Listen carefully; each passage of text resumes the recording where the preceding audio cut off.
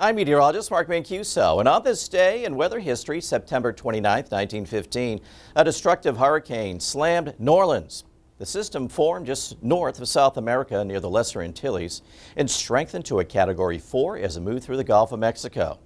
Made landfall near Grand Isle, Louisiana as a Category 3 with sustained winds at 125 miles per hour. Water from Lake Pontchartrain were forced backwards into the city's drainage canals, which caused significant flooding in much of mid-city. The city would experience the drainage canal failure again more catastrophically during Hurricane Katrina. Plaquemines Parish suffered severe flooding as levees were washed away.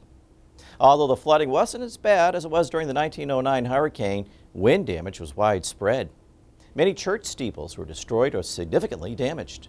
The iconic First Presbyterian Church on Lafayette Square suffered major damage and collapsed. Many of the region's oyster boats were lost, impacting the local economy. Overall, almost 280 people were killed and damages amounted to $13 million at the time. I'm Mark Mancuso.